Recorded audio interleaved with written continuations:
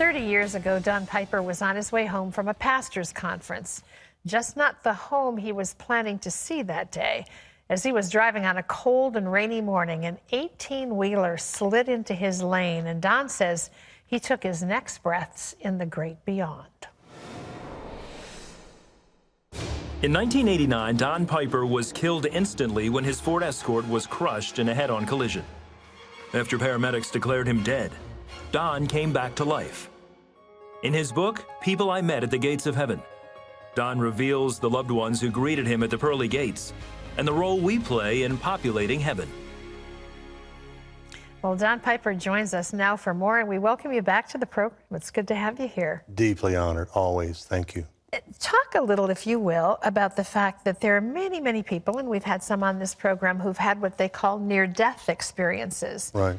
But you have the unique experience of having been dead for, what, 90 minutes? Hour and a half, yeah. Wow.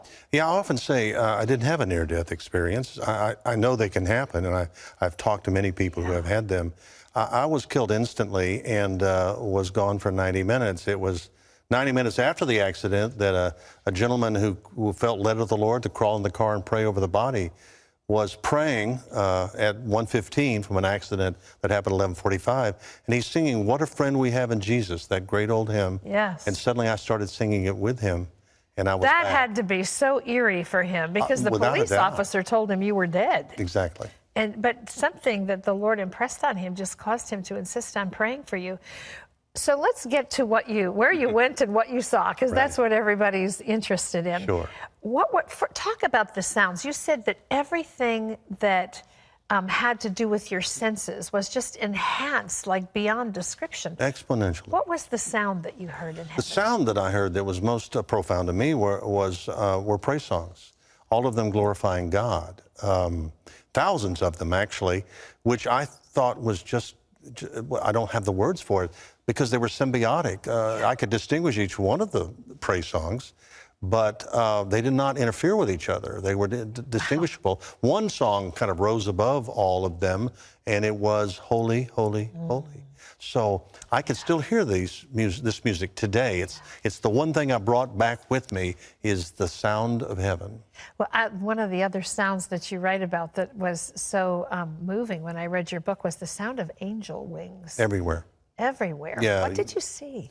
You couldn't see them as much as you could hear them. It was like what I call a holy kind of whoosh of wings. One was in the car with me. I know that because I held the hand of the angel. I thought the man who was praying for me was holding on to my hand, but it was my shoulder he was holding on to. The hand held an angel. So angels are all around us, but in heaven, they're everywhere, and they're all glorifying God. We do not become angels in heaven.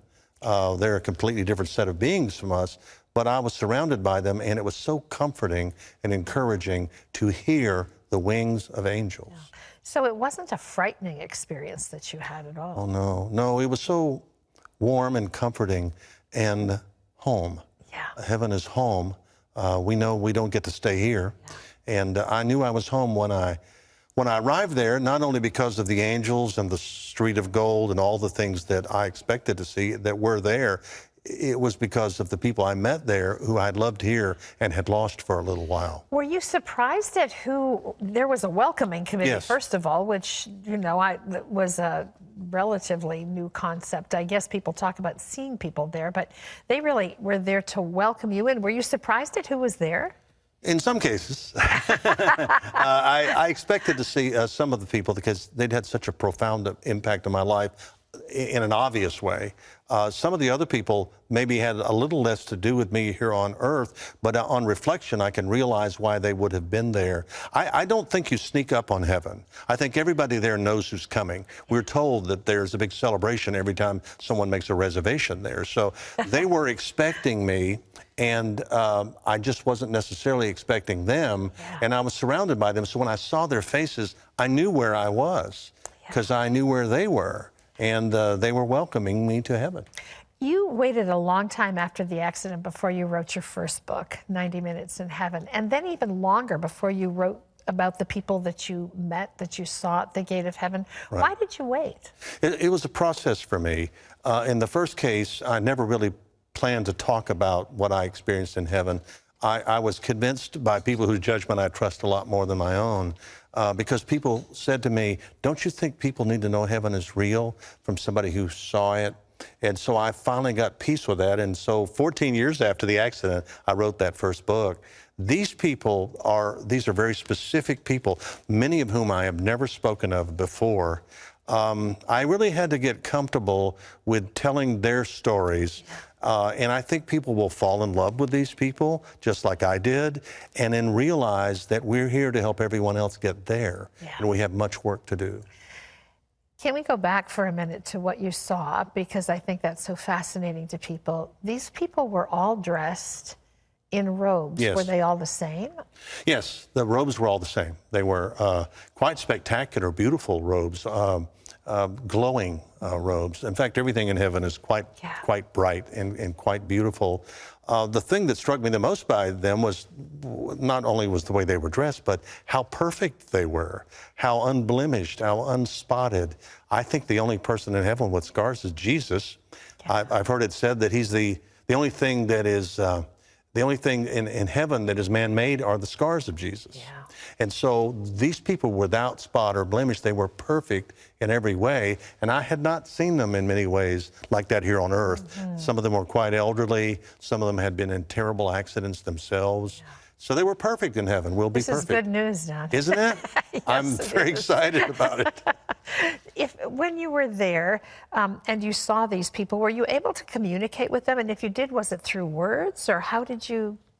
There were words, but there was a lot of communication without words.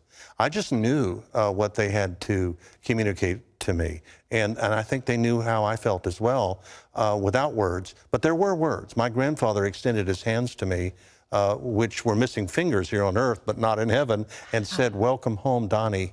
And he's the only one who called me that here on earth. And so I knew where I was when I saw his face. The last time I'd seen him, he was in a casket, and he did not look good. Yeah. Now he's spectacularly beautiful. He's reaching out to me with perfect hands and saying, "Welcome home, Donnie." The person you didn't see was Jesus. Yes. Where was he? I think high and lifted up in the center of the city. So you only came to the gate, really? I was entering inside. The wall is quite thick. I was entering inside when I came back. And yes, I could see brilliant light in the center of the city, high and lifted up with thrones. And I know that's where Jesus was.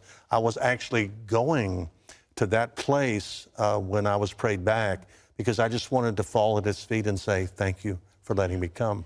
It must have been so difficult to come back to pain and 30-plus surgeries and just all kinds of rehabilitation.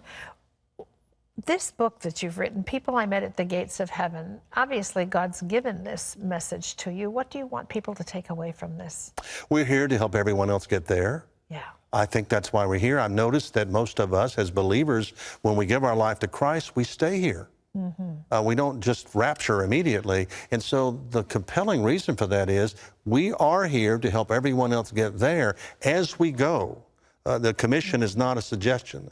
Yeah. It is as you go, preach and teach and baptize. So at the store, at the post office, wherever we happen to be, pray for sensitivity that the Lord will help us understand we're here to help everyone else get there. Be bold, right? Indeed, absolutely. Indeed. Well, Don has more of his story and more answers to some of the commonly asked questions that he gets in his new book. It's called People I Met at the Gates of Heaven. It's a fascinating read, and it's in stores nationwide. You can also hear more from Don on our Facebook page. Just go to facebook.com/700club.